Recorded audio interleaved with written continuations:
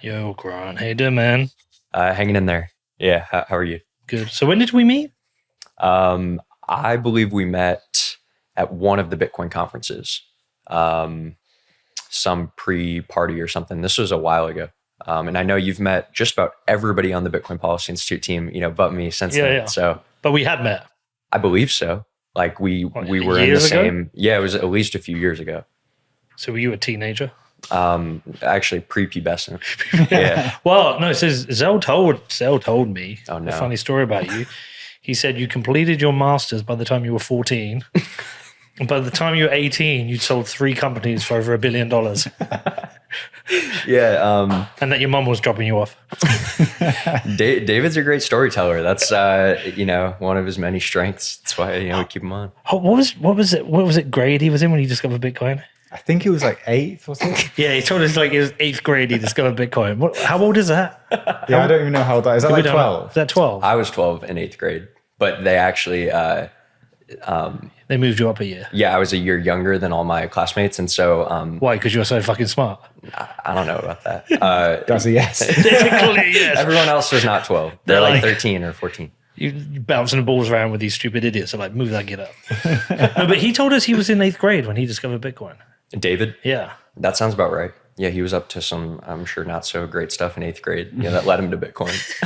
Well, you in like 7th grade when you discovered it. No, it was about the same time. It was like 9th grade. You're messing around on the dark web, and you're like, seriously, that's how At 12, you were messing around on the dark web. There's some really bad jokes in there. Don't say it. No, just How are you earning Bitcoin? oh Lord. Yeah, I don't know. You're just like, as an idiot teenager, right? And especially an idiot boy teenager, right? You're drawn to things that you shouldn't be doing. And you find out about this dark web thing, this Tor thing. And, I'm going on there, I'm clicking on links, and you find out like, oh, there are these message boards, right? Fully anonymous, people all over the world talking. And, I'm sitting there like, oh yeah, I'm an adult man with a job, completely lying. And you meet people, and who knows if they're telling the truth or not, but like, I live in China. We have a firewall, right? We can't access certain sites. That's why I use this. Or I live in Russia and I run a site on here that keeps banned books, right? That type of thing. And Or I'm from LA and I'm buying weed. exactly. And so you just meet all these different people. They're messing around online. Again, who knows if any of those stories are true? But from just literally messaging random people online, you find out about Bitcoin, and then you understand like, oh, there are use cases for this outside of, like you said, maybe just like buying drugs. There are people around the world who are using this. And so, yeah, I learned that in high school. That was pretty cool. Did you get orange pilled at that point, or was it just like a digital currency to you, or was it something you actually thought about? Frankly, I'd be lying if I said I thought about it super deeply, right? It was more just, oh, that's really interesting. This is a thing that people around the world are using. What's interesting at that point is I didn't even think about the speculative nature of it at that point. Right. Bitcoin was not this thing that was going to 10x or 100x to me.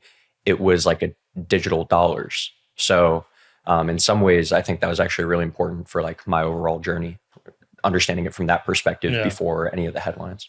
In fairness, when Connor was at school, some of his mates would ask me about Bitcoin, and they would have some shitcoins. So that Was this before you were into Bitcoin?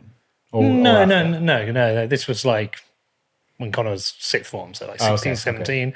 And like Scarlett, my daughter, like she said a couple of the boys in her year like follow me on Twitter, and they're interested in Bitcoin. So it can happen. Interesting. Yeah. But you what was your degree? Undergrad, history and political science. Okay, interesting. Okay, so that will make sense, because I was going to say, because look, I know you did finish that early. I did. Yeah, I did. Yeah. And everything you could have done, you're clearly smart. You decided you want to be a lobbyist for the Bitcoin industry. So like, it's like, no, but why that? No, I'm really intrigued to know why, because you could have started a company, you could have raised money, but you decided to go down the BPI route. And by the way, well done. BPI is amazing. Thanks. Thank you. Seriously. So I've been lucky enough to be able to try my hand at a bunch of different things before this. Ultimately, what I'm really passionate about is education. I started an education company before working in Bitcoin. And the very long story short is, while I was working in education, I realized, like, why am I drawn to this, right? Ultimately, I'm drawn to this because, not because I'm in a position where I get to decide what someone else's life should be like or what path that they should pursue, but I'm helping give them the tools for them to do that, right? And I realized, I guess I kind of figured out what is that I'm really, my North Star. And it's essentially like autonomy, right? Giving people as much autonomy as possible, and putting them in a position where they can decide what a good life means to them. And so, yeah, I worked in education for a while. There are a lot of structural problems with the education system in the US, make it really, really difficult to continue down that route for a long time. What are those problems? Oh man, underfunding is a huge one, right? The lack of equal access. For, you work with students in all these different schools, all these different places, and you realize, like, oh, Johnny and Timmy, both the exact same age and go to public schools and all these things. They have two drastically different educational experiences. And by the time that they are 16, 17, 18, one of them is here and one of them is here in terms of their educational journey through pretty much no fault of their own, right? And then by the time you're 18, you're told, all right, go out, be an adult, take on a bunch of debt, go to school, and then if you don't go that route, then good luck, you're out of our system, right? Like, figure it out. So you see a lot of teachers get really burnt out. I grew up in, I went to high school in Las Vegas in Nevada. Clark County School District in Nevada is one of the 5 largest school districts in the country. We have the most students per class size of any school district. So it's like almost 40 students per class. Wow. And you can imagine, if you're a teacher, like, that's overwhelming. If you have a couple problem students, it limits your ability to work with all the other students. It's just not a system that's conducive to really, like, maximizing success.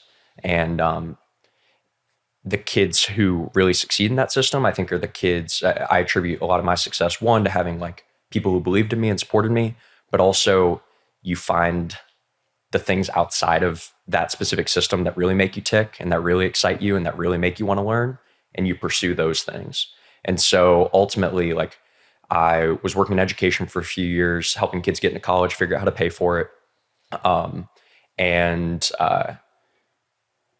David gives me a call. How did you know David? We went to college together. Okay. So we went to college together. We College, that's university. Yes, university. Yeah, like undergraduate university. And sorry, what's the difference between the undergraduate and your major? Oh, sorry. So I might have misunderstood the question. So undergraduate, like, my concentration in undergrad, my major was history and political science. Okay. And then I got my graduate degree I got my MBA, master's in business. Okay. So yeah, just the next level there. Sorry, just before we get to the David thing, it feels like here in the US, there is a bigger requirement to have a university degree. When I know places, for example, like Google, they won't accept an application without one, right? Yeah. There's that. I think we have less of that in the UK. I don't really know. I didn't go to university, but I was like the one of my friendship group that didn't, pretty much. Yeah, but I feel like there's a will to change this now. Definitely.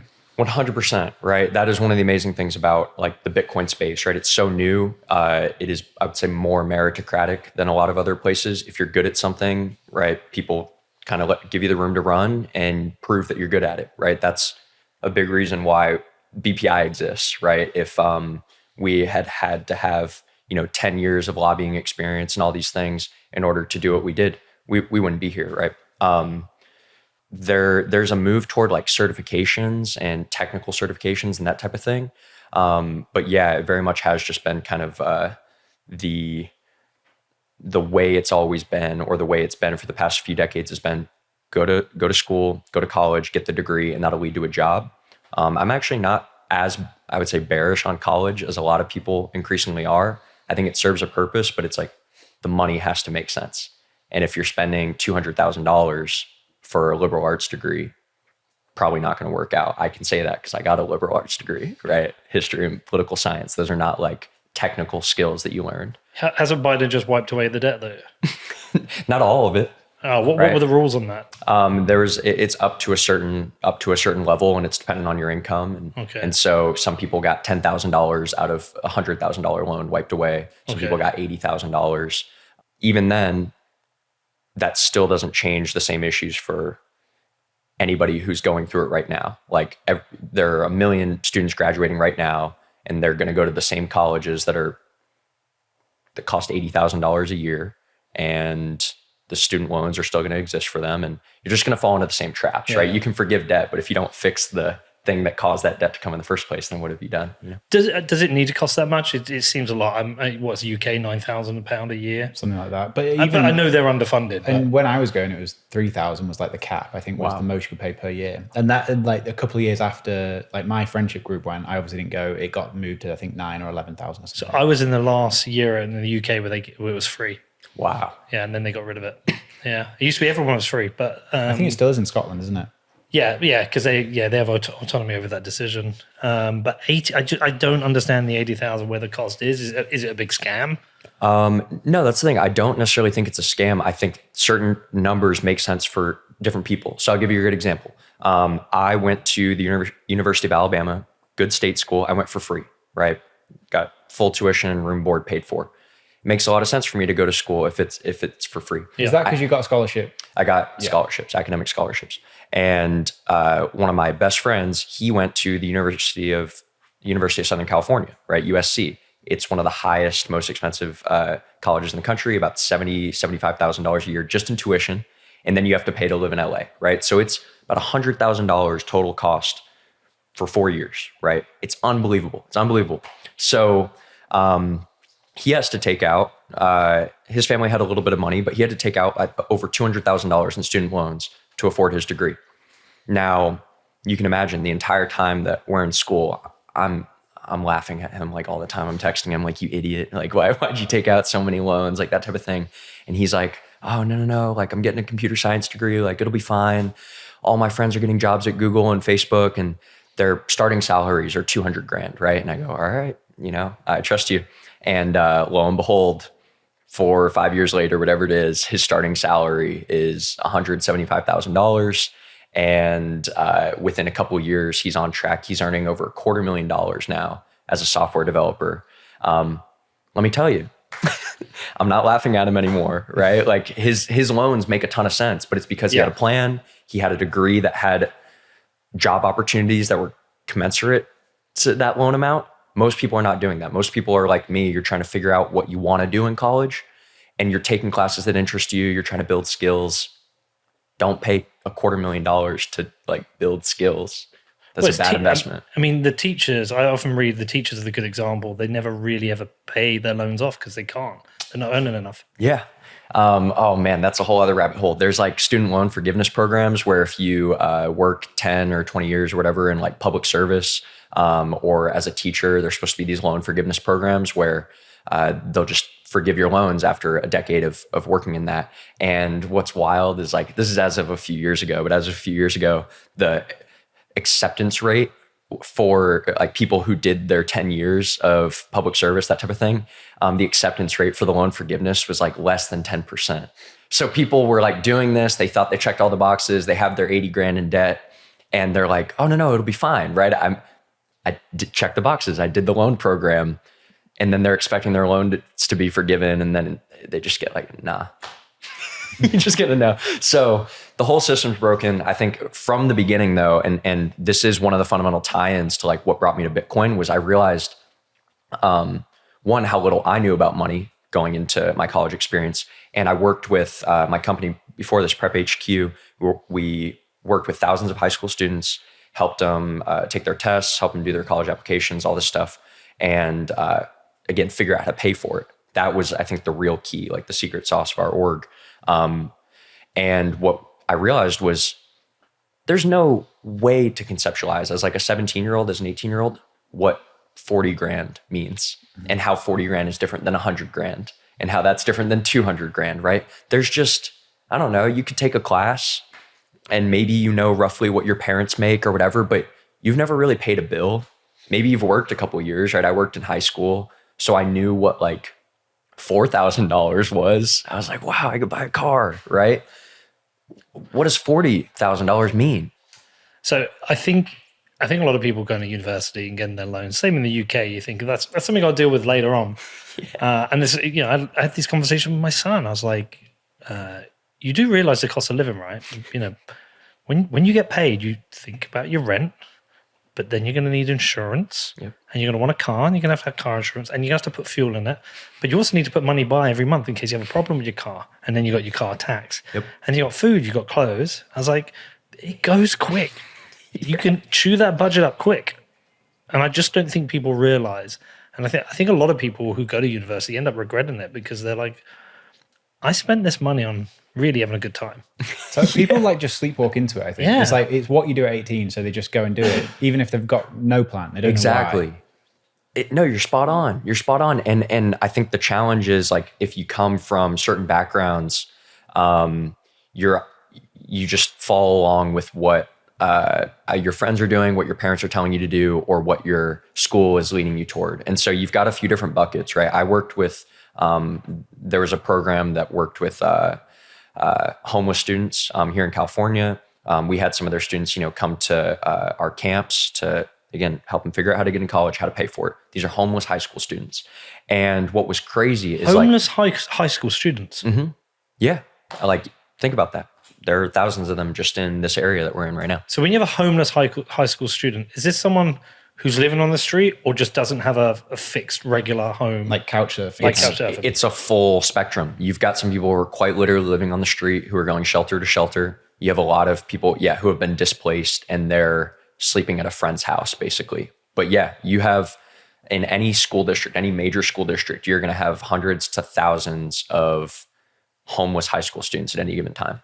And are they homeless alongside their family, or are they homeless and on their own? Yeah, a lot of them have single parents, basically. Okay. And so they're living out of their car, right? And or some tents, shelters, like I said. So a lot of times it's single parent who's just figuring it out. And so think about that. So you're a homeless high school student, and you're part of this program. You're not being told all the options that you have for college. Your parents don't have the time to sit down with you, or the bandwidth, or maybe even the experience to go, hey, here are 25 colleges that you could go to. Here are the pros and cons of each. Here's how much they would cost. Here's loan programs that we could qualify for. Here's scholarships, right? That's not happening.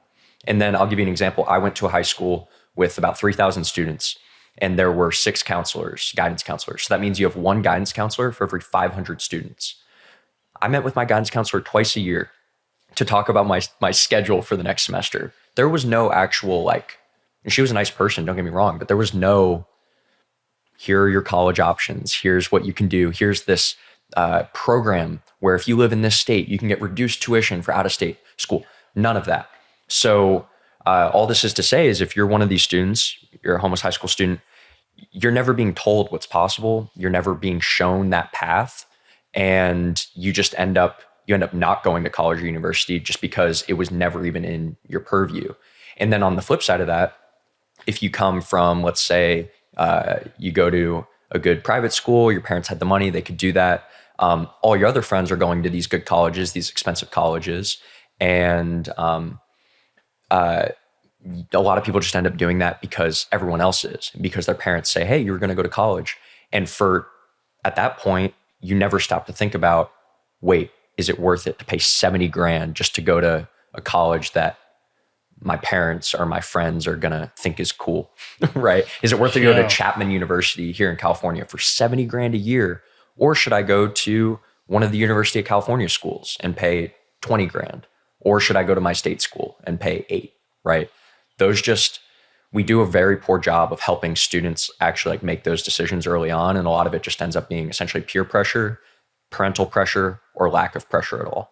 Can you see if you can find percent of GDP that countries spend on their education? I'd be interested to see. The Office for Budget Responsibility, it's been on the show a lot.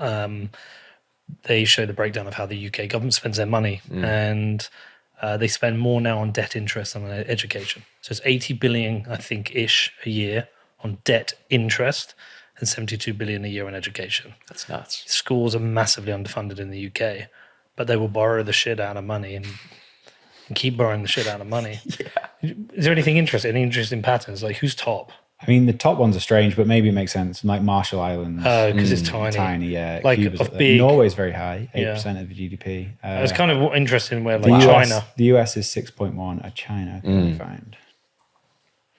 China are 4%. Yeah. Interesting. I've told this story in a pod a few times, but when I had my advertising agency, I got a call from one of my old school teachers, and he said, I've got this lad who's really interested. He's not sure about uni. Will you come in to see him? So I went to see him, and he wanted to work in advertising and marketing, and he was weighing up doing a university degree. And I said, well, you got two choices. Go and do the degree. You'll get 30 grand in tuition debt, maybe 10, 15 grand of other debt. So you can have 45, 50 grand of debt, but you'll have a degree. Or come and work for me. Have some work experience. I'll give you a year's experience. And even if I don't pay you, this is a better option, but I'll pay you. I'll pay you 12,000, like the most basic salary I can. Yeah. But I guarantee you this, in a year's, like if I was to put out a job for a junior in the office, junior marketing person, and I had two CVs in front of me, and one said 3-year first degree in marketing at top university, 1 year experience. I say, I take the experience all day long. 100%. Because that other person who cares about their degree, what do they know? You've learned, you're a year ahead. I said, you're going to have 3 years on everyone. And so every single person who did that degree, you're 3 years ahead and highly more employable. And he did. He came and worked for us. That's awesome. And I think we employed him full time after that year's work experience. His salary went up to like 20, 25. Like, he was on the road. He had no debt. He was still on the weekends. He would go to their universities and hang out with them, drink beers, and then he'd come back to work. And that's the point, is these Mickey Mouse degrees, which you shouldn't be doing. If you want to work in marketing, go and do some fucking marketing. You can't teach that. You can't teach marketing in a classroom. You got to go and do it. You got to work in it. So I've always felt like that's an option that people aren't given enough. Definitely. I mean, again, I'm a big believer in, if you did something, you're allowed to talk poorly about it. Right. Yeah. And so as someone who did a graduate degree, master's in business and MBA, I think that's one of the most overrated degrees that exists. The masters in business and any of the masters that are like that, like masters in marketing or masters in any of that, because you're spot on. At the end of the day, how do you learn to run an organization? It's not by reading psychology papers and understanding how the human mind works and then doing a group project. It's by going out and trying to make something, building something, working with the team, and making the mistakes. Exactly. I will say, right, an MBA makes sense if you have been working for 10 years and then now you want to level up. And yeah, it would be useful to know, this study says that if you manage people this way, right, you can increase productivity, reduce time in office, that type of thing. That makes sense because you have a whole life that you've lived that helps you get there, right? And you can apply it probably. Exactly. You're probably senior enough to apply it. Exactly. If you're just doing it because it's the next thing to do, right, then it doesn't make sense. And so I did my MBA way earlier than like most people. And whenever anybody asked me, should I do my MBA coming out of undergrad, I tell them no. I tell them no, because what's going to happen is exactly what you described. You are going to finish your MBA after 2 years, and you're going to have paid all this money for it. And now you're going to be essentially an overqualified employee applying for the same jobs that you could have applied for after undergrad. And you're going to be underqualified for any of the actual management positions because you've never worked before, right? So for me, I was like, I viewed it, I was running that education company that I was talking about, and I was building the team, I was growing, and I was like, I'm flying by the seat of my pants, right? I don't know what I'm doing here. I just am working really hard. I would love to like go into an environment that is going to help me cultivate those skills, where I can build a network, where I can gain support in all these ways. So, and then on top of that, I was able to do it for free. And so again, to me, it comes down to like value. Would I have paid 70 grand a year for that at that time? No way. And should I have? No way. But it really comes down to like, can you make the numbers work, And does the opportunity cost make sense? And that's what you're getting at with that story you told. Yeah, and you got to make good connections. Yes. How did you meet Zell? Oh man. Please tell me you just got stories on Zell. I had too many stories. Some of those will have to be off pod stories, but right. yeah, we were in the same dorm in college, right? And so we were in this. Think of it as almost like it wasn't a philosophy class, but it was kind of like an intro philosophy class. And you're reading all these different things. You're reading like Enlightenment authors. You're reading all sorts of things. Like I remember we read the first, like the oldest known diary of like a slave in the U.S. You're reading all these different things. It's a fascinating class. And the whole class is just like seminar, basically. So you come into class, you read, you wrote a paper, and then you spend an hour and a half talking to a bunch of people who know nothing, because you know nothing, right? Yeah. You're 18, and you figure out what you think along the way. Incredible class. I highly, highly recommend learning that way. So David and I meet in that class because I liked some of the things he was saying. He liked some of the things that I was saying. And we just met after class, and we would talk, we would hang out. Over time, yeah, we just became good friends. He debated in high school. I'm sure he's mentioned it on the pod. Apparently he's quite the debater. He's filthy at debating. He's so good. He won a national championship in high school, right? So he's like unbelievable at debate. I did debate in high school. I was not nearly near that good. I was like a pretty good debater, right? But it was I played baseball all through high school. I played baseball a little bit in college. Like that was my primary thing. I love debate.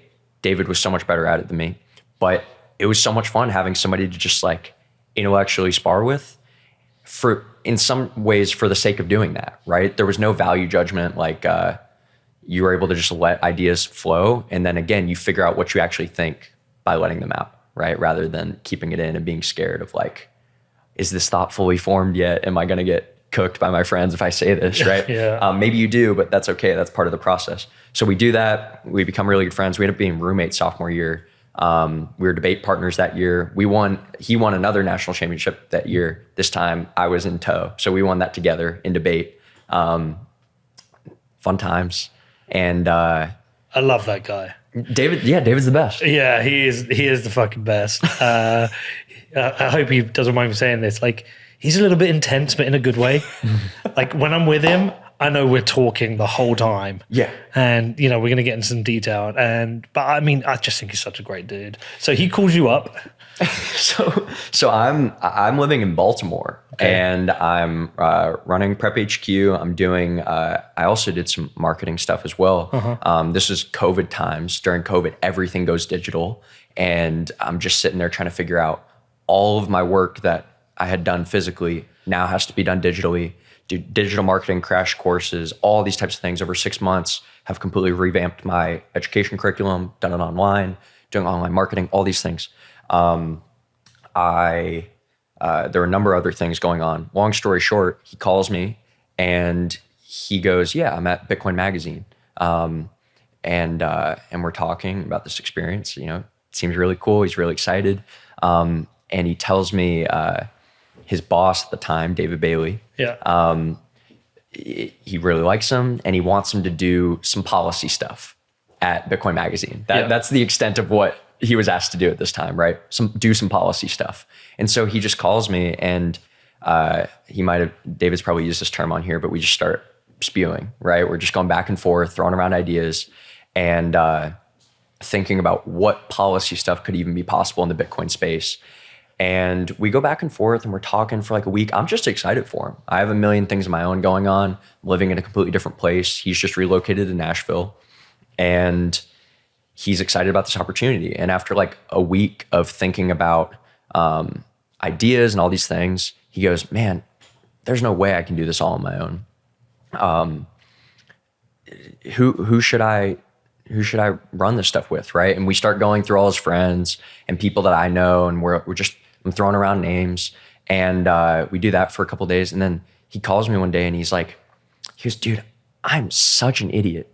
Like, I don't know why I didn't ask this. You're going to say no. Do you want to do this with me? Right.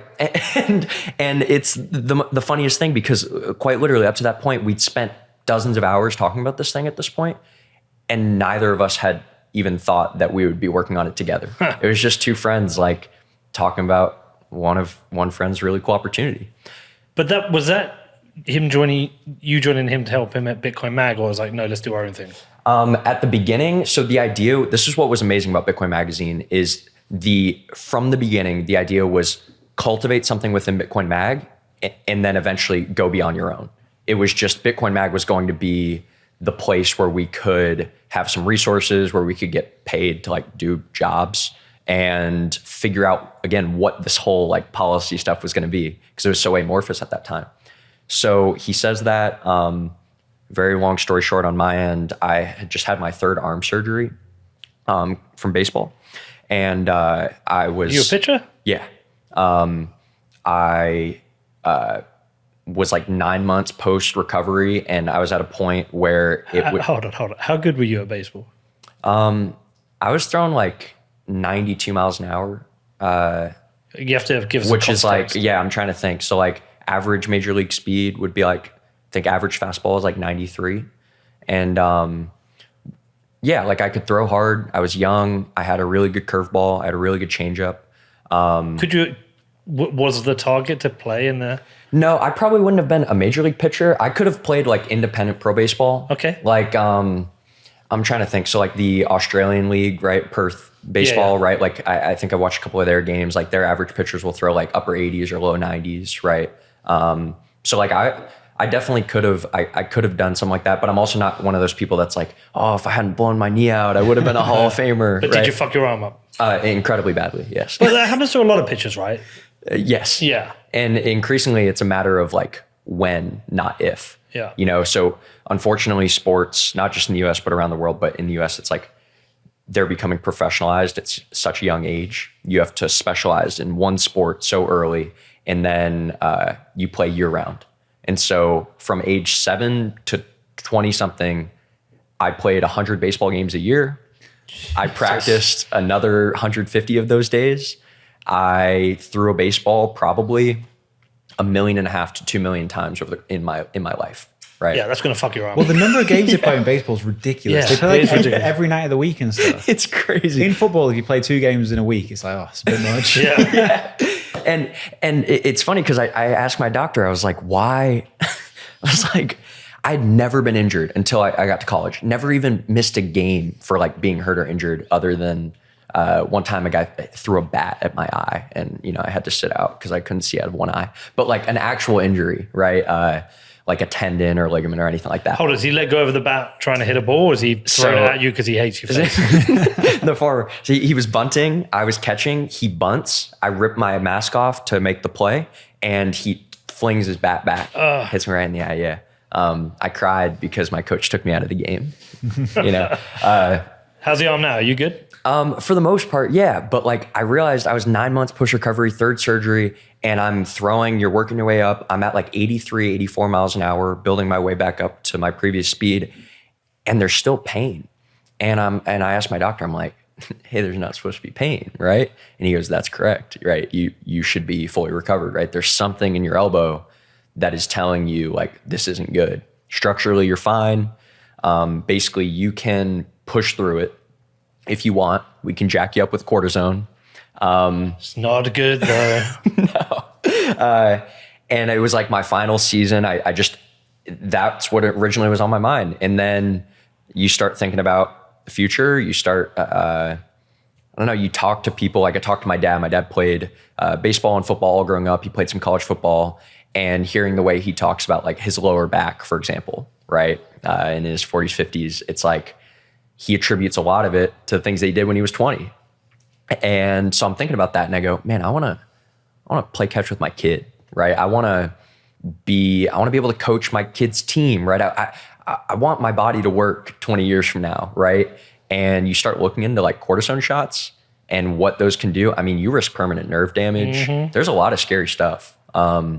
So anyways. They fucking hurt, man. I had tennis elbow, and I've had I've had 2 of the shots. Have you ever had them? No. It's right up to the bone. Yeah. Oh.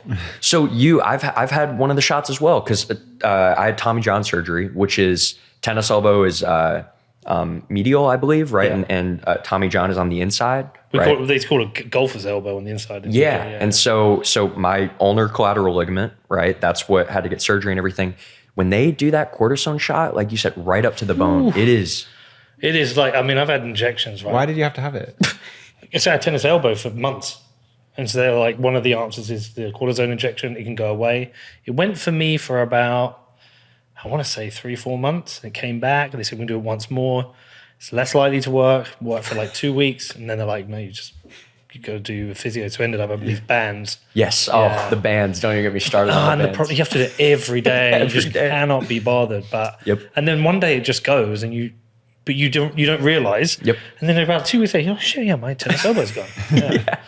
It's crazy. But those injections, like, you know, a normal injection, like when you get, you're like, that hurts. This one is like proper, like, oh, holy. I don't like injections at the best of times. It's full. It's a weird. They're big needles too. Yeah, it's a weird pain. You can't kind of explain it. It's not a sharp pain. It's just like a full on, like, whoa, fuck. Yeah. Really weird experience. So I was in and out of rehab for 2 years because I had 3 arm surgeries. And so all the bands that you're talking about, you know, the exterior, like arm pulls, oh my gosh, every day of my life, basically for 2 years. And my body just wasn't agreeing with it. So around the time where I figure out, hey, my career is pretty much over. It's either one more season or not. And the outcome is still the same. My arm's just jacked up and I'm not going to throw hard enough. I'm not going to be healthy enough to play professionally or anything like that, right?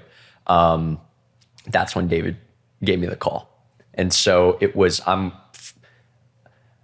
basically having an identity crisis at this point, right? Because your whole life, at least this is my experience as an athlete, you define yourself, right, in this narrow way. You go, I am an athlete, right? I am a baseball player.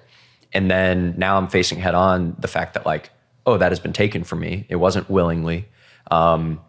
This thing that I define myself by is no longer there. Who am I? What am I? What am I doing? Right. And I had Prep HQ. I had my work. I was focused very intensely on my work. I knew I was a good student and all those things, but being a good student, that's not an identity. That's the kid you hate, you know, in 6th grade, right? He identifies as a good student. Right. So I'm figuring out, what do I want to do? Who do I want to be? And, you know, one of my best friends gives me a call and says, hey, do you want to go try to change the world? I mean, it's hard to think of a more compelling pitch than that. So I know you knew about Bitcoin then, but how into Bitcoin were you at that point? At that point, I had bought Bitcoin a few years before, some Bitcoin, but it was like, 2017 when I did that. So and then I just hadn't really thought about it. I wasn't like in the Bitcoin space. I wasn't on any of the social media following the stuff. I think everybody has their own financial journeys. For me, I realized after like a year or two of actively trying to trade like options and anything else, I realized that the more that I looked at the things that I purchased, the like more it made me hate myself, right? The red line days would just ruin my day, right? That type of thing. And so that was the perspective I've had with Bitcoin from the beginning, was just like, cool, I'll buy this. I think it's interesting. But I didn't fully realize the movement around it. It was just a thing, again, because I told you how I found out about it. It was just a thing that I knew people used. It wasn't, I don't know, I just didn't fully understand the extent that there was a philosophy behind it, that there were use cases in all these different ways, that it was something that quite literally millions of people around the world had like sunk their heart and soul into. I did not realize that until David told me about his work at Bitcoin Mag. Quite interestingly, there was, did you see Troy Cross's post yesterday? It's quite a long one.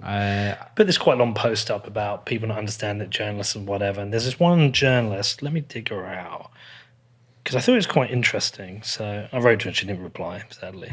Here we go. She's like having a pop at Bitcoiners. Okay, here she is. Bitcoin. So let's just give you some context. Her name is Felicity Hanna, journalist and presenter of R4's Moneybox Live, Also found on Wake Up to Money, R4 Today, The Green Money Show, BBC 5 Live. So obviously people have probably been like saying, you need to talk about Bitcoin. She's like, maybe I'm not interested. And they're like, fuck you, fucking bitch. You know what people are like. But she's like, Bitcoin bros, your favorite currency is niche.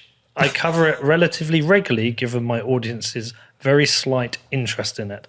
And there is no other area of finance that has actual evangelism like this. No one is DMing me with demands to cover REITs. I don't know what the fuck they are. Yep. And you love to say we journalists don't understand crypto.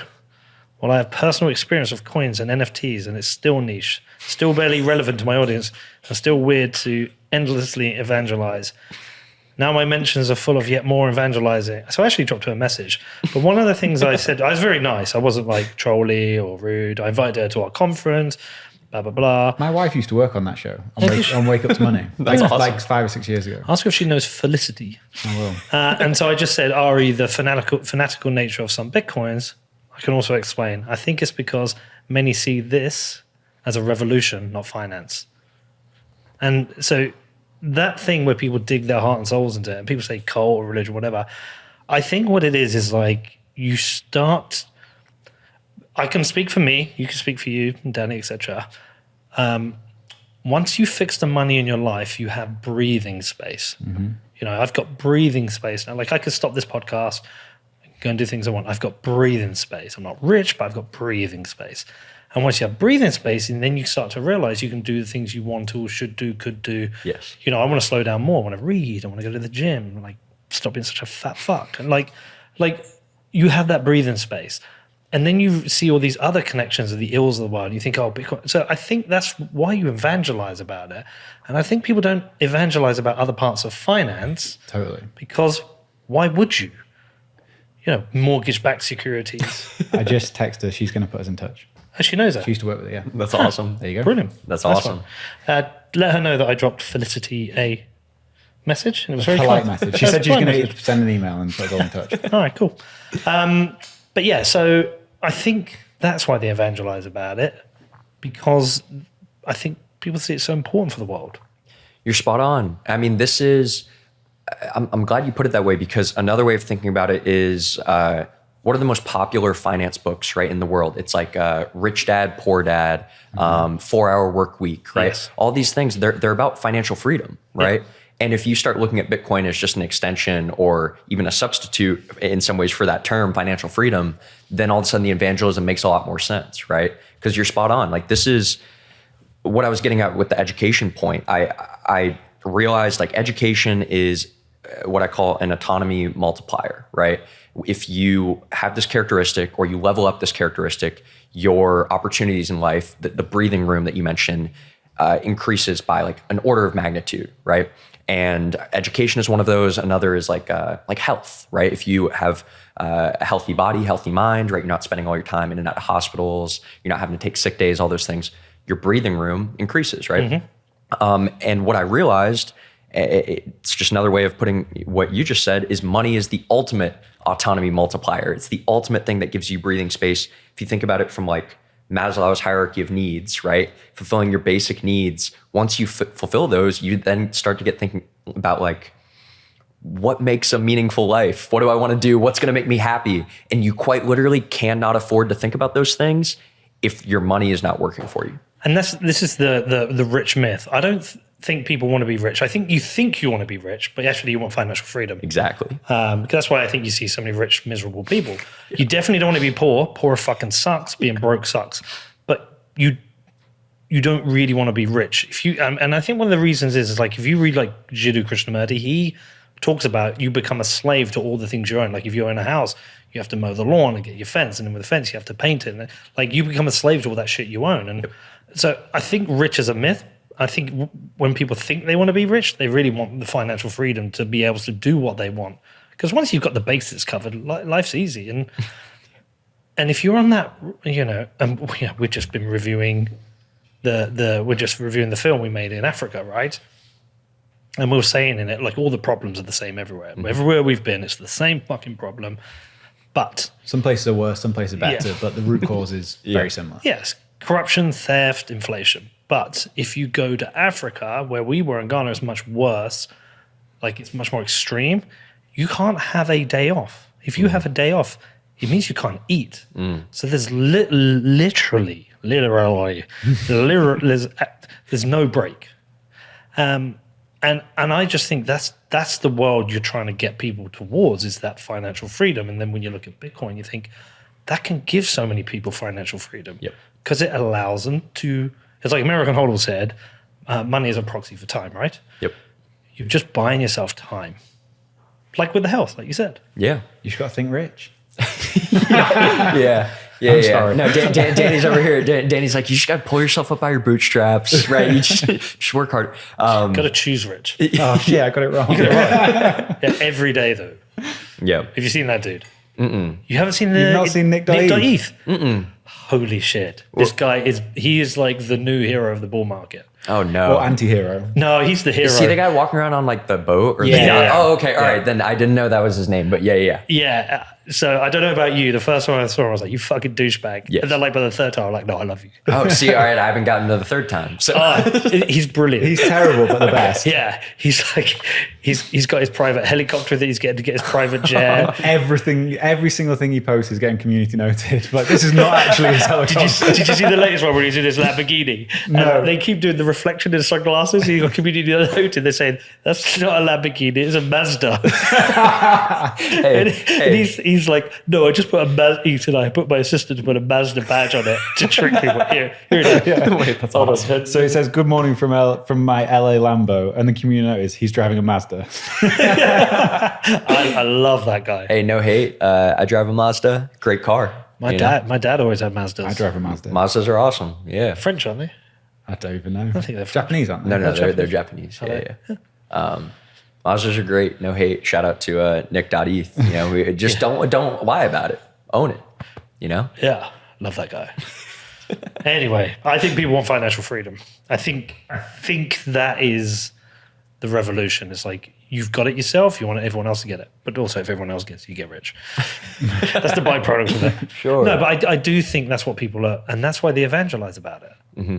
And like this actually, I think ties in really well to why we started BPI in the first place. Was unfortunately what we realized is different people need to be reached in different ways, and ultimately, like some of the ways that people evangelize Bitcoin and even crypto more broadly is just fundamentally like ineffective to certain audiences. And if your only pitch to someone in DC, or it doesn't just work for people in DC, but like if your only pitch is, hey, buy this because the number is going to go up, right? And if you don't have fun staying poor, right, you're going to lose out on a lot of people. And I think the woman you were talking about earlier, she is spot on. Bitcoin is still really niche, right? Like niche, however you want to pronounce that word. Like we are still, we're still early, right? But sometimes people forget that, right?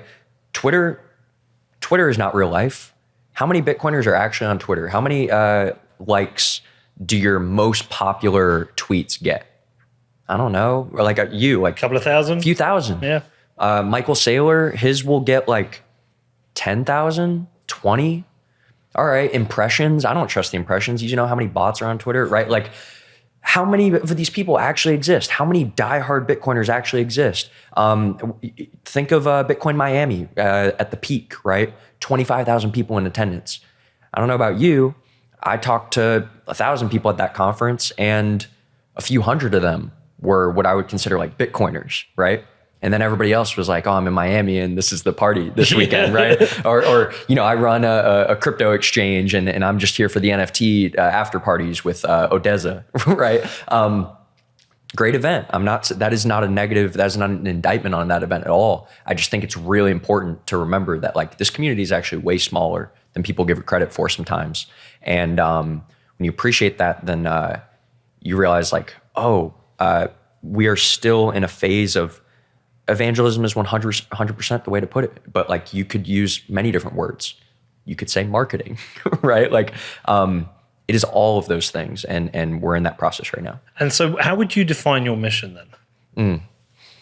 I think personal mission, right? Like BPI is a part of a broader mission to support Bitcoin. It is like the way that we think we can fill, kind of offer unique value in the space. What I view BPI as, it's not just like, one, we do lawmaker education. It is slightly different than lobbying. We don't sit there and go, vote for this bill or don't vote for this bill. We're sitting there explaining to them Bitcoin, why Bitcoin is different than the 19,000 other shitcoins out there, right? A lot of it is just base level education. But ultimately BPI exists. It's a home for serious conversation about Bitcoin, for audiences that maybe don't have Twitter, who maybe aren't going to take the tweet thread that they do see as the end all be all of who they should believe, right? There are some people who need to be reached in a certain way. And ultimately our mission is to take fundamental Bitcoin principles and ideas, find the right messengers for those ideas, and then package it in certain ways that outside audiences will resonate with more. But is the main people you're targeting policymakers? Because I see you as kind of like defenders of Bitcoin. Policymakers are probably the primary niche, but one way to think about it too is like every one of our fellows are reaching audiences that are way bigger and way broader than policymakers, right? So you mentioned Troy Cross. Yeah. Troy is a perfect example, right? Troy is one of our inaugural fellows. When David found Troy just on Twitter, and the way he describes it is like Troy was writing these full-on tweet threads, getting like 2 or 3 likes, maybe had a few hundred followers, that type of thing. This guy, clearly brilliant, clearly interested in Bitcoin, but doesn't have a platform, doesn't have an audience, doesn't have the incentive to really like go deeper. Now, fast forward, right? We have supported Troy. You have supported Troy. So many people in the Bitcoin space have supported Troy and his work. And now he's flying around the world to speak at conferences. Yeah. He's getting reached out to. Think of like, I know some of the people who reach out to him. Yeah, and that only happens. Yeah. That only happens if you are consistently being like platformed and supported in this way, and you're doing the work day in and day out. And so I think about that a lot, right? If you're somebody who's interested in Bitcoin and you go, I want to learn more about this, who do I reach out to? Who are those touch points going to be? Well, Troy is one of the most obvious touch points. And there are a ton of people in BPI that become that for their various niche, right? I remember that first show we did with Troy. When we were in San Francisco. Zell was there then. Yeah. We knew he was brilliant from the start. Yeah. And we think a lot about who's the next Troy? Like, and how do we find them? Because look, you make a show like this, you've got to have a good mix of guests. And every month you've got to have a couple of big bangers, like to keep people in because they want to hear Sailor or whoever, Lynn. Then you've got to have a couple of your midweights, and but we're always looking for the new people. Like, who's the next Troy Cross? Like, who are they? Find us them, send them here. We want to talk to them because these people are super fucking important. Like, Bitcoin's changing, and this will probably trigger some people, but the voices from 2017, some of the big voices, they're not as relevant now. Yep. And there's no disrespect to them. They did a big, important job back then. But we're in a different place now. We're not trying to orange pill the weirdos from 4chan. We're not trying to just get the libertarians. We're now out there. We're getting the mums and dads and the grandpas and the people running pension funds and hedge funds. And they don't need some crazy, just some fucking crazy person yelling at them. They need someone practical and rational. And there's going to come a time look, we've got Sailor bloody orange pilling Drake this week. I think the other thing with Troy and the Resistance Money crew and those other people you have is, even if it's the same message that other Bitcoiners are sending, the fact that they've got that academic credence, it allows them to have different conversations with different people. People are more willing to engage with them, I think. You're spot on. And I have a PhD. I don't, right? They do. I have a PhD. For some people, that is going to spark certain neurons in their brain that go, oh, I'll listen to you. I'm listening. Exactly. The Resistance Money guys, incredible. Some of my favorite people. And the fact that they have decided to write a book, right? And they're not the only ones. Plenty of people have written books, but concretizing and codifying these ideas and putting them on paper and then thinking of how that's going to reach new audiences, right? Think of every single Bitcoin course, right, around the country now that's going to be popping up, right? Every crypto course, right? What's their foundational text going to be? Is it going to be Saifedean's book? Is it going to be Lynn Alden's book, Broken Money, right? Is it going to, you go down the list of what could their foundational text be? Is it going to be some boring textbook about, cryptocurrency broadly and just talking about the blockchain in theory, right? Or is it going to be the Resistance Money guy's book? And what does that do for orange pilling thousands, tens of thousands, hundreds of thousands of people when you've put it in that way? That doesn't happen if it's not put in that specific way. So who's the next Troy Cross we haven't had on? Have you had Sarah Krebs on? No. I don't know that name. Sarah is one of our most recent fellows. She's a professor at Cornell University, a law professor. She's currently on sabbatical. She just spoke at the Bitcoin Atlantis. Okay. Where's she based? Right now, I won't dox her, but like Cornell, Ithaca, New York, right? So okay. Yeah, put her in touch. We'll get on. She's brilliant. So one of the things about Sarah that's amazing is she's a professor of political science and law, right? And she's written multiple books about like AI, tech, and like warfare and stuff. And now she's fascinated by Bitcoin. She runs the Cornell Tech Policy Institute. She has published op-eds in all of the major publications. She's a published author. She's spoken at all of these various conferences. She's a fellow at Brookings Institution, right? Like Sarah's legit in a lot of different ways. And now she's coming into the Bitcoin space. And the question is for someone like Sarah, and Sarah, if you're listening to this, apologies, I don't mean to speak for you, but like, what is her incentive to continue on this path, right? She has a whole other career where she's incredibly well respected. I talk to professors or people in academia, and her name comes up and they go, "Oh my gosh, I've read her book. I'm such a huge fan." Outside of the Bitcoin space, right? Why should she pour her time into this? What incentive exists there? So part of the incentive that we're trying to provide is, hey, at BPI, come be a fellow. We will support your work here. We'll fly you to these conferences. We'll pay you to do research, that type of thing, right? That's one lever.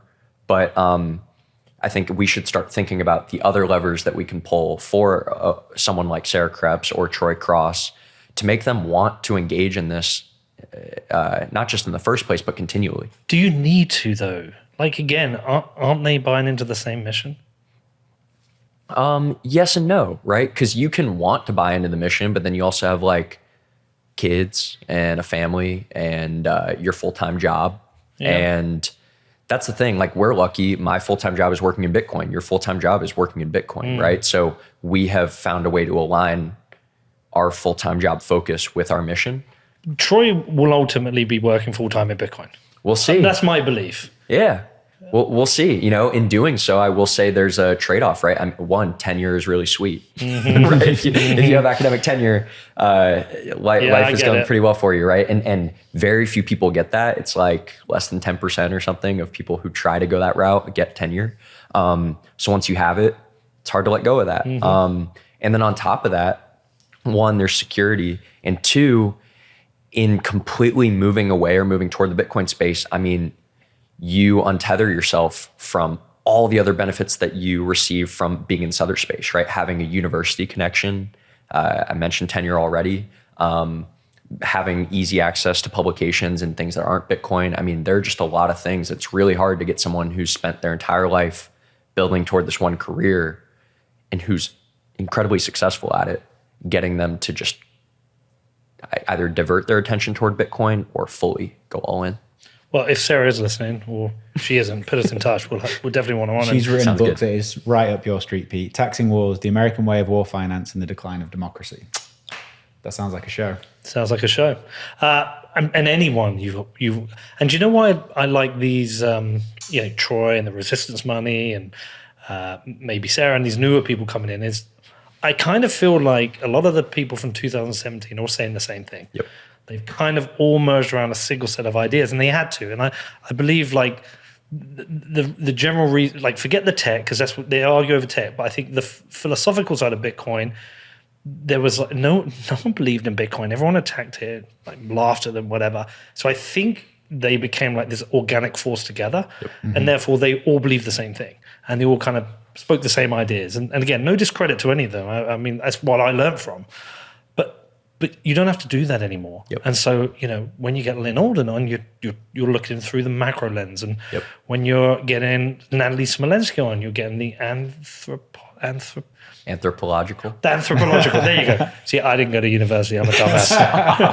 I'm an anthropological lens. Pay $200,000 to learn how to say anthropological. Yeah. If I'd have spent $200,000, I could say anthropological. I can't say it. I think it's an actual anthropological.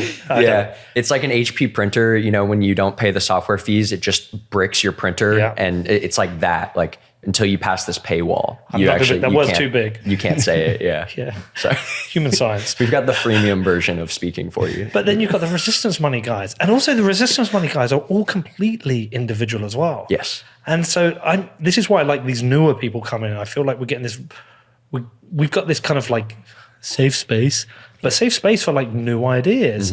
And you're not going to burn yourself in the space by having new ideas or challenging ideas. So we want them all. Like anyone you think of, send them our way, because we need new voices. We need new ideas. Definitely. Bitcoin is not going to be a monoculture. Yeah. Actually, it's going to become part of every other culture. Yep. It's a bit like how you use Bitcoin. When people say, what is Bitcoin? It's like, what do you want it to be? I want to be savings. Well, I want it to be something I spend. I want to be something I send money to my family. Like, it can be what you want. And it's going to bleed into so many different cultures. We just need different voices. So, yeah. Definitely. Send them all our way. Will do. And quick note, for every fellow that we have at BPI, and we have something like 20 fellows at this point, for every fellow that's there, there's probably another 2 that we've engaged with who have told us that they can't, right? That they cannot be a fellow or they can't do Bitcoin work for a number of reasons. Either their current organization doesn't allow them to comment on it publicly. Sad. That's sad. It's really sad. Yeah. They're worried about their reputation, especially academics, right? Again, you work so hard, you build up tenure, all these things. You're trying to build respect in a lot of ways. You're trying to codify respect in this realm, and to go off the deep end and go into Bitcoin is such a big leap of faith. Like, it is remarkable. So I give so much credit. Is that changing though? Like, yes and no. It's changing for the people who are jumping off the deep end. They have to take that leap of faith, and then yes, there's more and more support in some ways. But I mean, Margot's story. And you've seen how little support she's been given by her institution and by certain advisors, right? It's like, I mean, her advisor is a proper fuckface, right? Like, completely screwed her over. Yeah. Yeah. No, but we can say that because we said it on the show. No. Like a complete, absolute fuck. Yeah. Margot is more, she is like in standard deviations, basically. Like, that's closer to the norm of what will happen to you if you're in academia trying to do Bitcoin stuff than what we've seen with any of our other fellows. But she's doing it now, so fuck it. Because she's a badass and cares about this so much that she's willing to make sacrifices, that she's willing to do things that are the easy route for her would have been to kind of curl over or, keel over and say like, yes, sir, no, sir, that type of thing. And then just kind of go on the path that she was being guided toward. It takes, pardon the word, like it takes an incredible amount of resistance and courage, right? Yeah. To be able to do this. So again, shout out to all of our BPI fellows, because every single one of them is taking, at the very least, a professional risk by being involved. It's funny, that will flip though. Yeah. And it'll be the other way around. You'll be a professional. It's a bit like earlier when we made the show with Raf. I always think Alpha Zeta, but when we made the show with Raf, we were talking about, he was talking about historically financial advisors. It was too risky to recommend Bitcoin. You didn't need to. Take your 60-40 portfolio and fuck off. And now it's starting to flip. Yep. You've kind of got to put Bitcoin in it. Because if you don't, your customers are going to come back and say, why haven't I got Bitcoin? They've got Bitcoin. Look at their returns. So it will flip. I think it's the same with media. The game theory is perfect in Bitcoin. Yep. Like, in the end, it's like a magnet that attracts everything.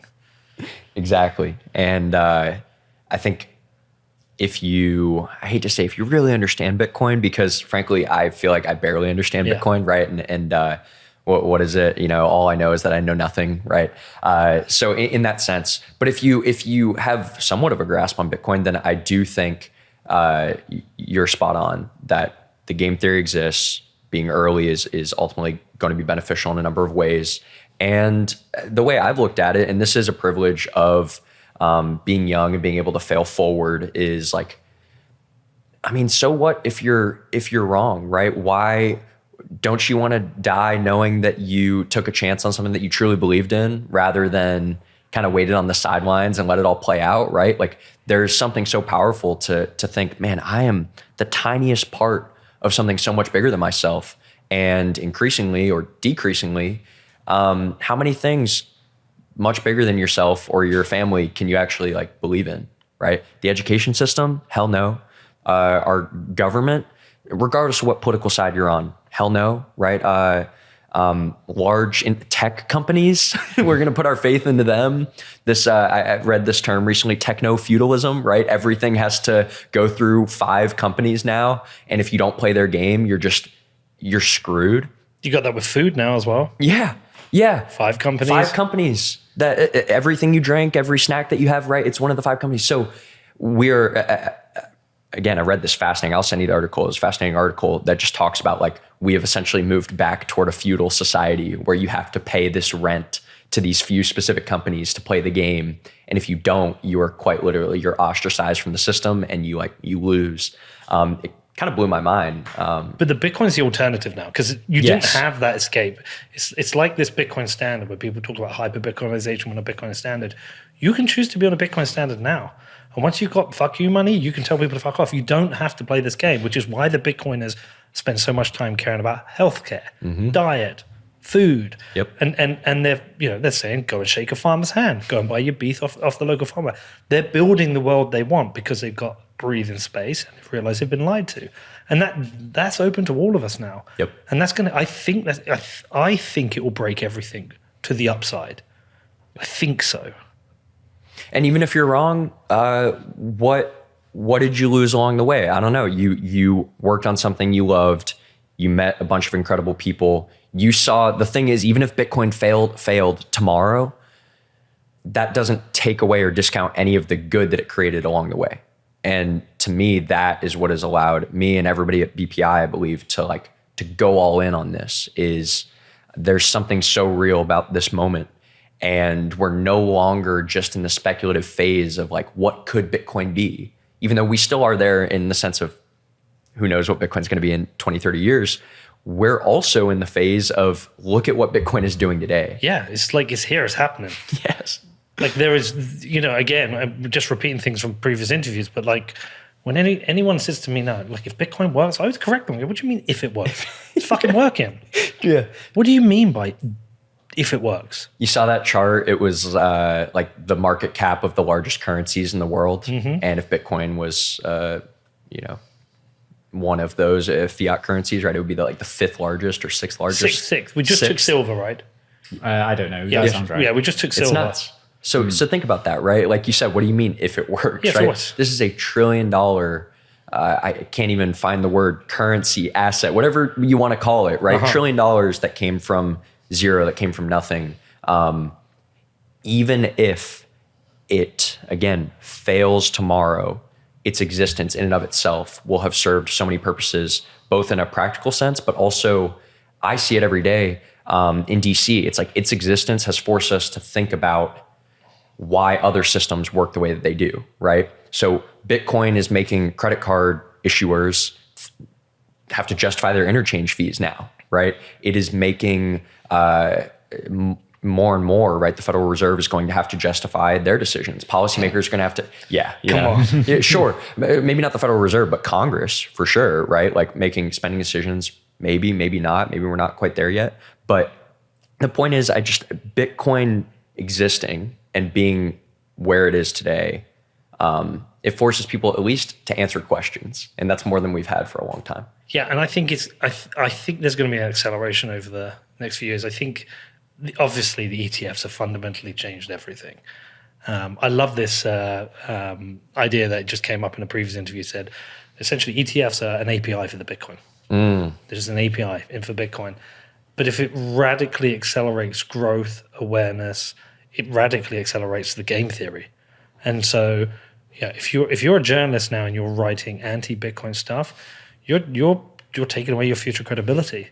And if you're a politician trying to regulate it, I mean, I think Elizabeth Warren could be cooked eventually because of this.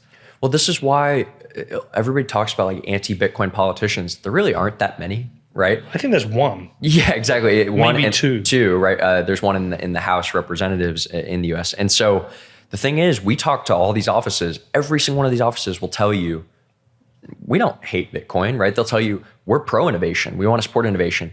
And of course, everybody's pro-innovation, but, right? So pro-innovation, but I have concerns about illicit finance. Pro-innovation, but I want to make sure that it's done through an environmental justice lens, or you hear a lot of these same talking points over and over. So that's the thing. Nobody's like anti-Bitcoin. And the reason for that is because everyone is hedging their bets, right? Everyone is hedging their bets. And you see this even with the policymakers. Like after FTX, there were so many policymakers who were, or before then, who were like pro-crypto and they were publicly pro-crypto.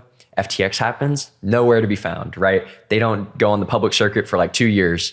Now, Bitcoin's price jacked up, that type of thing. You're going to see over the next 12 months, all the politicians who were there in 2022, they're going to be back on the scene, right? So it's just a game of waiting and seeing for a lot of people. So our podcast is sometimes a lens for what's going on in Bitcoin. Like we can look at downloads, we can look at as a general trend of interest, and we've got an uptick again after a bear market, but also content. It's really interesting. It changes. In a bear market, people want macro. In a bull market, they want more Bitcoin. The type of person they want to hear from changes. It's like a lens. Do you have a similar lens with the work you're doing in Bitcoin? And what are the trends and the changes you're seeing? I mean, I really care about DC. That, is it like right now suddenly the phones are off the hook? Like what's going on? What can we learn from you guys? So number one is everybody is trying to understand, is the ETF, and if so, how is the ETF going to change what we knew about Bitcoin up to this point, right? So is Bitcoin going to change by a difference in degree, or is it going to change completely? Is it going to be a difference in kind? So an example of that is, hey, is the ETF going to soften Bitcoin's volatility?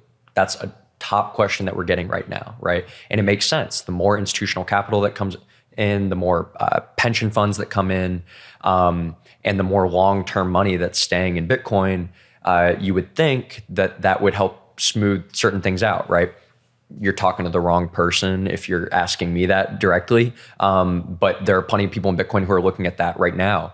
And so that's a big question. Because the thing is, a lot of people are really interested in Bitcoin and they're excited by it, but the swings are too much. If you're just an average person and you don't really have these kind of principled beliefs for why you're in Bitcoin, I mean, yeah, an 80% swing would freak anybody out, right? And that would make it really hard, no matter how cool you thought the tech was, no matter how many Bitcoin maxis were telling you, no, it'll come back up, right?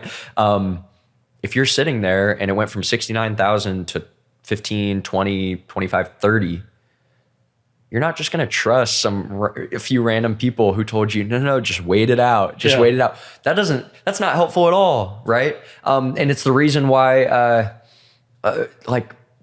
investment managers or financial advisors, they'll tell you, one of my favorite Warren Buffett quotes is, never invest in a company whose product you don't understand. And it's not a perfect measure or piece of advice, but it's super helpful, because what it means is, like, if you invest in a product you don't understand and that stock goes down 20%, you're going to panic sell, you're going to get out of there, and you're not going to really know why, right? But if you truly feel like you understand that company, if you have a 5-year thesis, you've got all these things, you're able to withstand certain swings. And I think Bitcoin's the exact same way. So volatility is a big one. The big thing for the past few months has been illicit finance, right? Our thesis from the very beginning with BPI was, we identified a few different attack vectors that would come at Bitcoin and the broader community. And the ones that we identified were environmental impact, energy usage, but ultimately at the top of the list from day one, and I can send you our earliest documents where we were just, BPI was stuff on a whiteboard, basically. It was national security trumps everything. And you can justify almost any government action if it is for the good of the American people and it's for the safety of the American people, right? So we've seen this time and time again, post 9/11, increased surveillance acts by the NSA and other intelligence agencies. in the US because, hey, we got to stop terrorism. We got to keep Americans safe, right? We're seeing the exact same thing in Bitcoin. You're seeing the exact same thing as a result of the attacks, Hamas attacks that are now being linked to crypto, which by proxy, the biggest crypto is Bitcoin. So it's being linked to Bitcoin. And it doesn't matter really how much, I guess the last thing I'll say on this is fake news, misinformation is a really scary thing because all the science says we just remember the first things that we hear. And even if you disprove information, even if you've read a report that says that fake news that you read isn't actually true, our brains are not very good at remembering that. We remember the most negative headlines and we remember the things that we heard first. So October 7th, people heard, hey, Hamas used Bitcoin to fund their attacks. Doesn't matter if you read a report that says actually that wasn't true. We take a bunch of meetings that says actually that wasn't true. Here's all the data that says that. There's still going to be a large contingent of people where that's what they remember. Did the New York Times apologize, or was it the Wall Street Journal? I think it was the Wall Street Journal. Did they apologize? They did apologize. And then Nick Carter was trying to make them apologize. Fucking busted them for that. So that Go on, Nick. reporter was so interesting. If you look at his Twitter, the firm that data came out and released, you can look it up, Elliptic, ELLIPTIC, Elliptic, Bitcoin, Hamas. They have a full retrospective where they released basically what the Wall Street Journal published was wrong. Here's how it happened. So the firm that data came from has renounced or denounced that data. And hold on, didn't the journalist delete his account because they discovered he had Bitcoin? Yeah. So the journalist he sold it all, didn't he? In the days following that report, he goes on this tirade, basically saying like doubling down and being like, no, I'm right. You're all wrong. I don't care how many people yell at me. And then eventually just kind of falls off. Someone found his wallet. Yeah. Fucking idiot. But that was a crazy time. And can you not flip the national security thing on its head and say like Bitcoin is good for national security? That's a lot of the work that we're doing. The challenge is right now, Hamas is issue number one, right, in DC, or has been for the past few months, right? That's lessening, right? So DC is really the city goes with the wind, right? So if that's the issue du jour, then you can say all these other, pro national security arguments, that type of thing. But it's less of a cost benefit analysis in these times of crisis than you would believe. It's dealing with the crisis. So even if we say, hey, here are all these reasons that Bitcoin is a strategic asset from a national security perspective, and that outweighs this thing that you're talking about here. If this is what's in the news and this is what their constituents are talking about, it completely outweighs it. So we need to bust all these fucking legacy media companies who distribute bullshit. Actually, I say that. There's plenty of independents who will distribute as much bullshit as well. That's the thing. Yeah, it's not just legacy, right? So that it's I don't know necessarily if it's like a solvable problem in the sense of there are always going to be people out there who are peddling lies. They're again, just because of what we know about the psychology of it and the economics of it, right?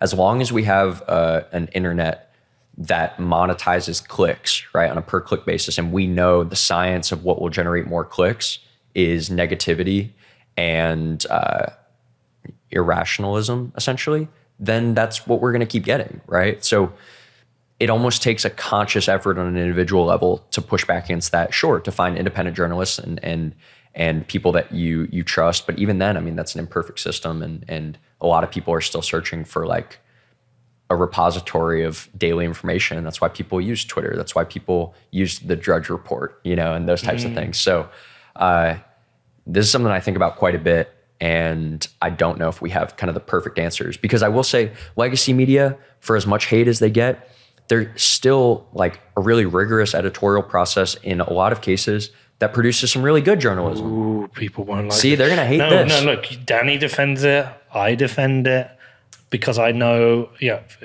okay, guarantee you, go and read the comments after this. There are very good journalists who work at the BBC, okay? Now, a lot of people don't like the BBC because they're centrally funded, essentially, by the government. And they're like, oh, and look, the BBC is imperfect, right? But they're not controlled by Rupert Murdoch, who will go for dinner with the leaders of political parties, and then will suddenly show support in its newspapers for political parties and peddle bullshit. Like at least there is some independence with the BBC, and the oversight they have forces some good journalists. Yes, it does a lot of bad journalism as well. Like, so I am with you. Agreed. But there's a lot of very poor independent journalists, influencers, podcast That's hosts. definitely my stance. Like I'm very willing to say the BBC is like full of flaws, but so is independent media. Yes. That's my take. I think we're all in agreement there. The problem with the people who would disagree with this is they've picked their favorite independent. So it might be Tim Pool. Everything Tim Pool says is correct. Every conspiracy he says is correct. Fuck everyone else. He tells me the truth. You know, I've got the black pill. Whereas, What's the process for a Tim Paul, right? If he screws up, who's holding him accountable? And none, he doesn't care. He's a dum-dum. Sure, right? So that's all I'm getting at is I agree legacy media is imperfect as well, and there's a lack of accountability. There are a lot of screw-ups, right? We're talking about one right now that doesn't really get a lot of accountability, but there are also plenty of times where when there was a screw-up, there's a front page retraction, right? And a journalist does get fired or suspended or gets increased scrutiny on their work or whatever, right? There's a system, and that system is imperfect, but it does go both ways. And that is, I think, the challenge with independent journalists is if, to your point, the people who are supporting them are diehards, then they're actually less likely to hold that person accountable. Well, it has to be on you. Interestingly, I listened to, and people know I'm not Tucker Carlson's biggest fan, but I listened to his interview with Cuomo. I don't know if you've heard it. It was really good. I actually thought it was like one of the best I've heard of the year, just hearing two people sit down and talk. But Tucker talked about how he supported the Iraq war and how we got it wrong. Wow. And admitted that. And I'm like, for that moment, I was like, do you know what? Fuck it. Fair play. I got a shitload in COVID wrong. I've apologized. Danny supports Manchester United. He apologized. I'm not apologizing for that. You should apologize for that. but I think that becomes the responsibility of your soul. Like you have to look into your soul and go, have I fucked up here? Yeah. And am I willing to go and say I'm sorry? And some people just don't have the toolkit to do that. They just don't have it. You're spot on. I think Tucker to me is an interesting case because for a while he was essentially playing a character, right? On Fox News. If I were to talk to him right now, like I would ask him this, but I truly don't believe that he stands by everything that he said on Fox News, right? When you have a multi-billion-dollar conglomerate behind you, when millions of people are watching you every day. I mean, we see this all the time. And I'm a huge sports fan. You guys are too. Like you see this in sports media, right? You have to come up with content every day. And your favorite player had a bad game. Well, now we're going to talk about legacy debates, and we're going to ask if it impacts this person's legacy just because they had one bad game, right? And then the next day you have people saying, actually, this person's a bum, and they don't actually believe it, but it's great content and it gets a bunch of clicks, right? And so we've created a news media system that functions exactly the same as tabloid media. Yeah. And so to me, it's like, do I hold some of those journalists accountable? And am I frustrated by them? Sure. On the other hand, they're imperfect people and a product of a system that's much bigger than they will ever be. Yeah, I don't know how it's ever fixed, really. I just do I know how it's fixed? I think without politics, media would be infinitely better. I think a lot of the problems of media is the political persuasion and the incentives there. I think a lot of the politics within media organizations, though, is like a culture thing. No, I mean the political sway of the organization. I think it's worse here in the US. I think the political sway, so if you take BBC, for example, I think the reason that has the political sway it does is because they're hiring people straight out of university. You have to have a journalism degree. Yeah. And with that comes like a kind of liberal bent, I would say. Yeah, definitely. And so then there's like a culture within the organization that it's like a self-fulfilling prophecy at that point, where the way that they report on things is the way they've been taught through like the university systems. And there's like one correct way. And that way does tend to, I think, and it's a massive generalization, but tends to swing a little bit further left. Yeah, I mean, maybe it's something that Bitcoin, I don't want to say Bitcoin fixes it, but I think it might make it better. Well, I think it does in a different way as well. Like they've run out of ways to make money, these organizations. Like they're really struggling to make money because of like the rise of independent media and the way that we consume news. So like you then have fewer journalists doing the same amount, giving more output, if anything. And so they have less time to work on anything. Like pay's pretty shit and you've got to do loads. So you have to do really light touch on every news story that you work on. So you can't have a very comprehensive view on anything. And you have to carry a bit more integrity. Like if you look at what, let's say, I don't know, Matt Odell and Marty Bent do, both of them are just like high integrity people. They care about the sponsors they have. They've done a better job than I've done on that, way better. They care about their content. They care about their listeners. Like it's high integrity. Like their integrity is really their capital. I think Rogan's the same. I think his integrity is his capital. Whereas other people, it's their, I don't know, it's the fear mongering they create that will become their capital. But I think you can take politics out of it. You have people of high integrity. You change the kind of the economics of it, perhaps it gets better. To me, like one thing that I come back to a lot is just how media illiterate we are as a society, right? As much as possible, I do like to look at things from the lens of, all right, what could I do in an individual instance to make this better? And this is a two-way street. I think increasingly, quote unquote, objective journalism ends up being closer to editorializing than it does actual reporting. And it's done in very innocuous ways. It's very sneaky. And you see this with a lot of Bitcoin reporting, right? The facts that they leave in versus the facts that they don't, the sources that they choose, the quotes where they cut them. It's all these very small ways that ultimately add up, to your point, to essentially over the course of an article lean a certain way, even if every single sentence is more or less justifiable, right? But on the individual level, I mean, we are, from a media literacy perspective, we are cooked. Like we are utterly cooked.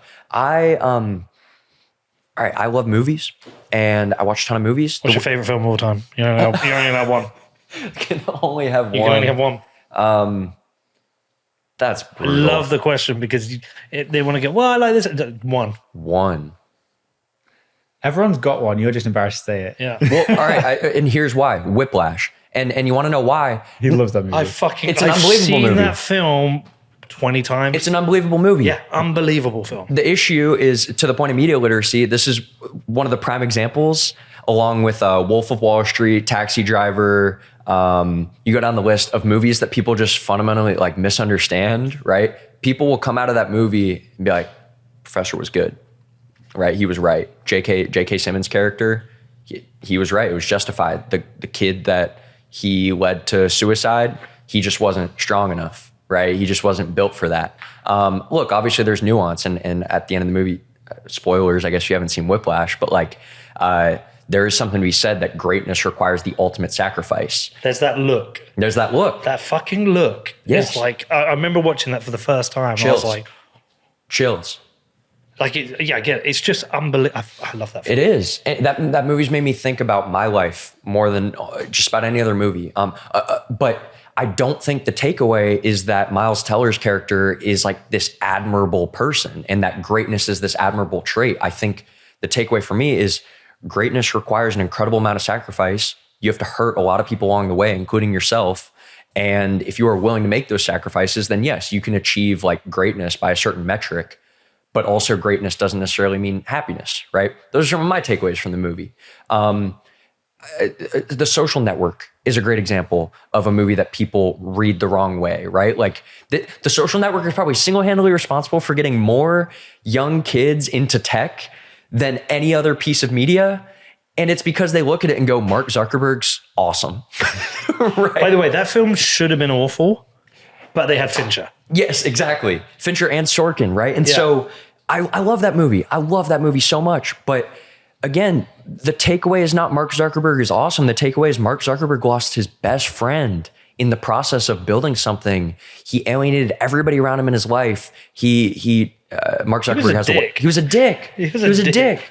And so, unfortunately though, like all these Wolf of Wall Street, I want to be just like Jordan Belfort. It's like, you should not want to be just like Jordan Belfort. He ended up in federal prison, right? Like, and maybe it was fun along the way, but it was also devoid of soul, right? Like what does a man gain, or what is man if he gains the world and loses his soul, right? Not even like the most religious person out there, but shout out to the Bible, for that. idea. Jordan Belfort is a prime example of that, right? You lose everything close to you along the way. You do all these things and you get all these dopamine hits. But who are you actually in the process? You lose that. And so to the media literacy point, the thing that really frustrates me another reading that movie is that Martin Scorsese, the director, somehow like that he's glorifying Jordan Belfort, that he's saying this is good, or because there wasn't a scene in the movie where he says, hey, everybody, I just want you to know that Jordan Belfort is a bad person, that somehow that means Martin Scorsese like agrees with everything they did. We saw that this past year with Oppenheimer, right? Just because Christopher Nolan didn't say, Oppenheimer is a bad person for creating the nuclear bomb, that somehow it means that he loves the nuclear bomb, right? I guess my point is like as consumers, we're actually very poor at handling nuance in media. We search for binaries and ultimately we do a really poor job of looking at portrayal of something. And we think that portrayal of something is a value judgment. And in fact, often those things can be very divorced from each other. So thank you for, I'll get off my soapbox now. No, listen, I'm so glad you picked Whiplash, by the way, because, you know, when people, I love films. I watch sometimes an idiot film every day. And so when somebody said they love film, I always want to know what their film is when you only give them one option. That's so tough. I know, because I'll give you 5. That's the thing. But there's another question. I'm like, if you were to recommend a film to me, because you know I haven't seen it, or probably haven't seen it, like what's a good film you'd say, go and watch that film? That is a great question. Okay, have you, or easy one, have you watched Dune 2 yet? No, we talked about that, haven't we? Oh my God. Go see that on the biggest screen. You're in, we can talk about where you're at right now? Yeah. You're in LA, you're in California. You've got there are only 17 theaters in the country that have true IMAX 70 millimeter film. Okay. Only 17 in the country. Dune 2 was shot on IMAX. Could you look up Dune 2 IMAX real images? It's like 600 pounds or something just to film, to roll this thing, right? And there's a theater in LA. Holy shit. The TCL Chinese Theater. Holy shit. You see it? Old school. Yes. It looks beautiful. It looks incredible. The TCL Chinese Theater has 70 millimeter IMAX. It's here in town. It's a gorgeous, gorgeous theater. The Hollywood Chinese theater. Yeah. Yeah. The one with all the like riding houses. Yeah. You know what I'm talking about. Yeah. The place is incredible. It's showing it in IMAX, true IMAX, right? The way, quote unquote, like the artist's intent. Dune 2 blew me away. I'm going to see it again tonight. Unbelievable. So that's probably the easiest one, just because that's you're going again. Yeah. I mean, I thought the first Dune was very good, but we were talking about, I was a bit distracted. I think it's one of those ones, sometimes you're watching a film, you got your phone, you're fucking around. Yes. And I'm like, and I regretted it because every time I looked up, I mean, it looks beautiful. It was quite slow, the first one. Yeah. It definitely, also, how did you watch it? Where did you watch it? I watched it at home. So that's the thing. I'm like, but I've got a big screen at home. Yeah, and I have that is one of the things. So I just set up like a full like projector in my home, right? And before that, I had a big screen as well. I'm as guilty of it as anybody. I mean, it's hard when you're at home to not grab your phone. It's really hard, right? You get a text or something pops into your head, that type of thing. So when a new movie comes out and I want to experience it like the quote unquote right way, I go out of my way to watch it in theaters because I don't trust myself, right? I really don't. And so watching Dune is a great example of watching it in theaters versus watching it at home. I had 2 very different experiences. Was it Hans Zimmer on the second one as well? Yeah. Yeah. The sound on the first one was incredible. It's nuts. That's another thing. In a theater, when you feel your seat like shaking, oh man. Like this is what movies are all about. I think Dune 2 is a cop out on that answer though. It is because it's new. So you want is it. Just a good film you think I wouldn't have seen. It's good. Okay. Good film. Not because it came out like 2 days ago. Yeah. Okay. So good film that you probably haven't seen. It's crazy how when you're put on and when you're put on the spot, like your brain just goes to mush. Let's see. I think. Look, let's talk about something else. All right. Hold it in. I'll give you one. So the one I always get is a film called Shotgun Stories. I haven't seen it. Go and watch that film. It's a very, very low budget film. I'm so bad with names. Who's the guy who plays the boyfriend in 8 Mile? The mum's boyfriend. Oh, He's a dick in it. he's in The Shape of Water as well. Yeah. Michael Yeah. Shannon. Yeah, Michael Shannon. Yeah, so he's in this. It's a fucking brilliant film. Low budget, just great film. Go watch that film. And it's what's it called? Shotgun Stories. Shotgun Stories. Yeah, okay. that's the one I get. Like when everyone puts on Twitter, "Oh, I need a film to watch. Give me something," and I'm like, always say Shotgun Stories, and I've failed to find somebody who doesn't like it. But it's low budget. Okay. But it's a good film. Okay. Danny hasn't seen a lot of films. That's true. Have you seen The Worst Person in the World? Why do I know that? It's like a French movie or something, or some foreign language. And it's not like a pretentious, oh, I'm recommending some weird art film. It's not like that. It just came out like a year or two ago. I loved this movie. This is great. It was really good. That's probably like you said, if you've seen a lot of movies. But so we fly a lot with this job, right? And it used to be like, get on the plane, what film we're going to watch. I swear, for the last year, maybe 2 years, since COVID, again, there's nothing to watch because there's so few good films that are coming out. Yep. That I've usually seen them. Like what was available in this one? Oppenheimer was, and Talk to Me. Did you watch Talk to Me? Yeah, I watched that previously with my daughter. She's going through the horror phase. She's a young girl going through the horror phase. We have to watch every horror film. Every single, and I'm a fan of good horror. Yes. So like my favorite horror is It Follows.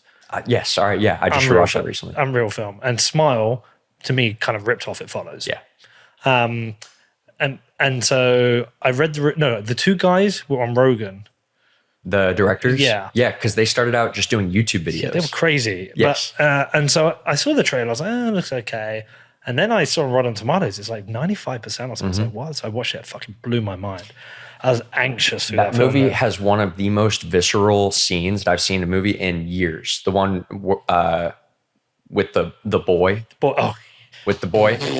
No, it wrecked me. Absolutely wrecked me. So I every year with the eye. Yes, with the eye. Every year I volunteer at Sundance Film Festival in Park City, Utah, and Talk to Me premiered not this past year but the year before, and so I got to see like the premiere of Talk to Me at midnight in a packed audience. It was nuts. I was anxious. It was absolutely nuts. Film. I was really fucking anxious. Yeah, I was like film. sweating. Yeah, but afterwards I was like, wow. I'm like, there's so many shit horrors. There's so many terrible horrors. And my daughter's like, she got me to watch Evil Dead Rise. It was terrible. She's got me to watch. We watched another one the other day. Probably inappropriate for my daughter, but there's one called X. Yes. Have you watched it? You watched X with your daughter? She ended up. So I just saw it as like a rated horror. So like. This one bit starts and she's like, Dad, I'm like, yeah. She's like, do you mind if I go? I was like, yeah, you go. So she didn't feel like watching it. Proper nod to Texas Chainsaw Massacre though. Like a real Texas Chainsaw Massacre feel to it. I love a horror though if it's good. Yeah. No, I'm trying to think. This is the bit where people on YouTube like, stop fucking talking. Oh, they want us to talk about Bitcoin again? Yeah. Are you sure? sure? We've got through like an hour and a half of Bitcoin. They can have some film. Yeah. Yeah. Let me. If tell me when to stop. Keep going. Real quick on. We'll let Freddie New know about this because he'll fast forward to this. Okay, perfect. Yeah. Another movie I saw recently. This was this past year at Sundance. So Richard Linklater, one of my favorite directors. He's directed like Dazed and Confused, Boyhood, the Before trilogy. 3 of my favorite movies of all time. Before Sunrise, Before Sunset. Before Midnight. I thought Boyhood was really pretentious. To an extent. Like, great idea, but like... But so that's the thing. He's one of those people where even if... Because I'm going to be honest, Boyhood is my least favorite of any of his movies. Yeah. But, I mean, he went for it, right? To film a movie at every year of a kid's life. That's nuts, right? That's nuts. People do that. And if nothing else, if a movie makes me think about it when it's done, I'm like, that was successful or that was worth watching. Yeah. That one made me think. So... All that said, though, he just directed a documentary. There are 3 documentaries. They just got put on Max, HBO Max. They took away the HBO. I still say it because I'm annoyed that they took away the HBO from the branding. And it's called God Save Texas. And it's 3 different directors telling 3 different stories in Texas. His documentary is about his hometown in Texas. And it's fascinating. It's fascinating. Even if you're not a documentary person, he grew up in a town that had, I think it was like 7 or 9 prisons in like a 20-mile radius. And this is the town where good business. This is the town where the executions take place in Texas, right? And Texas is still one of the states that has capital punishment. And so what he's doing in this documentary, he's examining essentially what does it do to like the soul of a town. And this is a college town. There's a college of 20,000 people in this town. And then I think the majority of, it's like 1 in 4, 1 in 5 people in the town are incarcerated. And then on top of that, another 1 in however many are employed by the prison. So what does it do to the soul of a town when you have people being murdered by the state in your town, when you have a cannon that signifies that that's happening, right? There's like a loud sound that'll tell you someone's getting murdered right now. And then you have thousands of people in your immediate vicinity who are incarcerated, who are having years of their lives taken away. Lynn Albrecht talked to me about this from the first times I interviewed her. And she said one of the biggest problem with prison reform is the power of the prison guards association, the lobbying they do. Like, this is why you still have people in jail for smoking weed, because if you start taking people out of these prisons, you're going to be taking jobs away. In some of these towns, the only employer is the prison. Yep. And so, yeah, I mean, it's fucked. It's fascinating. No, it makes you. They have an interview with one of the wardens, the warden who is basically responsible for watching over the people who are about to get executed. And so when you're on death row and you're on your final day, a lot of these people, they're not getting executed until like the afternoon, right? So they're brought down in the morning, and then you have a whole day where I'm dying today. And you have this warden who watches over you, who gets you checkers if you want to play, and he'll play checkers with you. You can talk to him, he'll get you food, that type of thing. So this warden, he is bearing the brunt of that emotion. Yeah. For quite literally dozens, hundreds of people who are getting executed. And he's the last kind of real human contact that these people will get. And they do an interview with him that just broke my heart. 14 Days in May. You got to watch this. 14 Days in May. Yeah, it's an incredible documentary. And there's a moment in it that I won't ruin for you. But once you've watched it, call me, text me, I'm gonna watch and you'll it. know the bit I mean. I'm going to watch it. Like, it blew my mind. But like, you can tie this out back to Bitcoin, because I think the movie industry has gone full fiat. It's like Avengers and just fucking superhero stuff that's lost, to me, all meaning. Yes. It's lost all meaning. And yes, you get some good independent films, but I think cinema, I think we eventually will lose all the cinemas apart from art house ones. It'll be like a weird special experience. Yeah. Do you still have AMC here? Yes. Because like Cineworld is struggling. I know View's struggling in the UK. People aren't going to the cinema as much. And so we're losing that. And I think that is a fiat problem.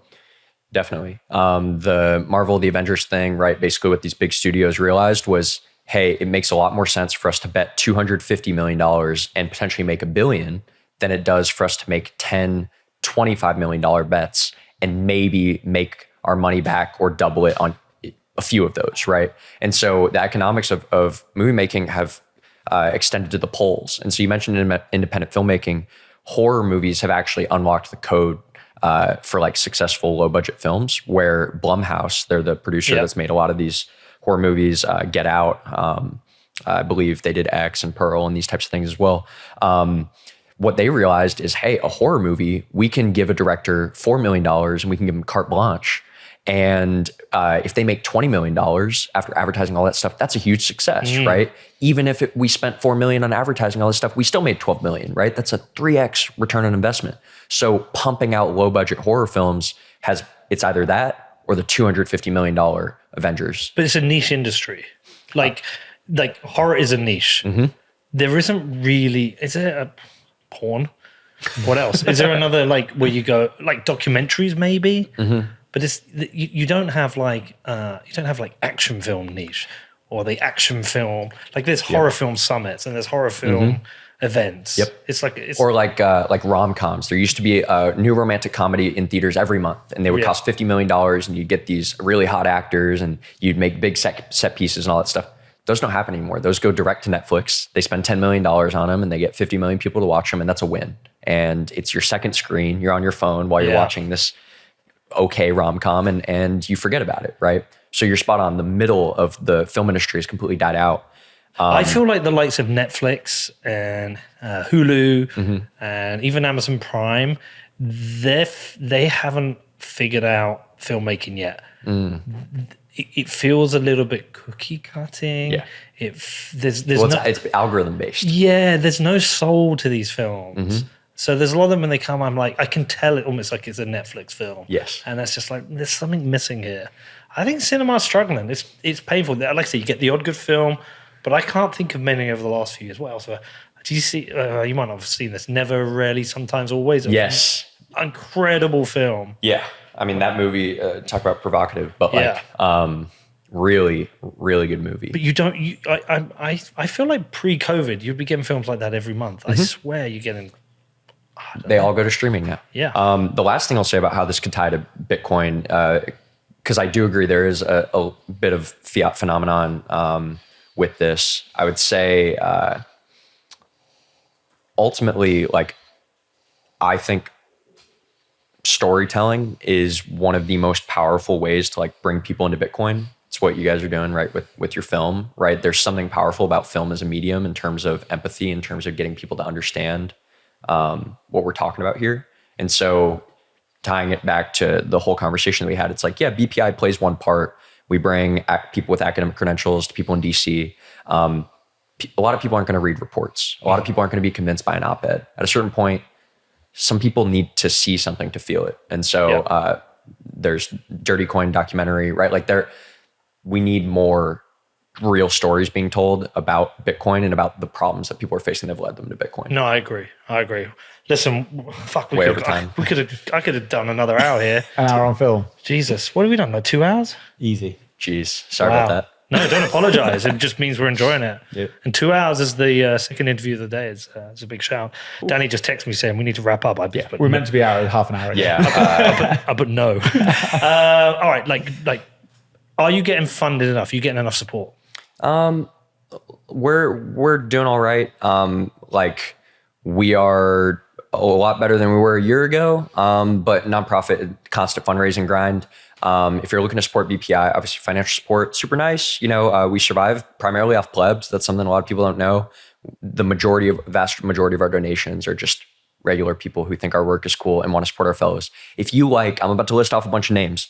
If you like the work of, Andrew Bailey, Bradley Rettler, Craig Warmke, Troy Cross, Margot Paez, Sarah Krebs, William Luther, Josh Hendrickson, I will stop. And there are a bunch of fellows that I just missed there. Every one of those people are BPI fellows. Every one of those people gets support from us to do Bitcoin work. If you want to find ways to support them, support BPI.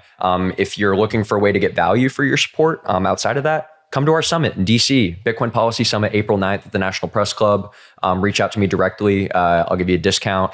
We have a partnership with you all or, in some way, shape, or form. I believe we'll have discounts for anybody that listens to this. Come to our summit, buy a ticket, support our fellows, retweet their stuff. Just get this information, I would say, outside of the Bitcoin bubble. And if you're doing that, you are helping out a ton. Yeah, I'm just going to reiterate that. Those people you've just reeled off is basically all the people coming on our podcast that we fucking love. Like, I love every one of those people. You missed Matthew Pines. There was Matt one. Pines, Matt Pines. yes. Zach Shapiro. Will Luther. Natalie Smolensky, Yeah. Dr. Luther. Yeah, so I don't know Dr. Luther. He's an economist. He's an economist, yeah. So we have to get him on. 100%. But what I'm saying is, if you're listening to the podcast, you like the podcast, you've definitely heard these people on our show. Like, fucking support them. You just go and give $100, $1,000. Like, if you've made a shitload of Bitcoin or a shitload of money during this bull market, go and support these guys. It goes to their work. Like, It really does. Look, we're a 501c3 nonprofit. All of our financials at the end of every year get published publicly. You get to see like where our money goes to, and it just goes to like, it pays the people who work at BPI and it pays all the fellows. Like, we're a nonprofit, man. Your money's going to a good place and it's all public. You can see where it goes. Just fucking support them. Appreciate it. Amazing. We need to go to dinner. That was great. Yeah, that was amazing. Thank you, guys. Let's do this again soon. Awesome. Anything we can ever do to support you or BPI. We love you. We love David. We'll do anything. Let us know. Thanks for listening, everyone. See you soon.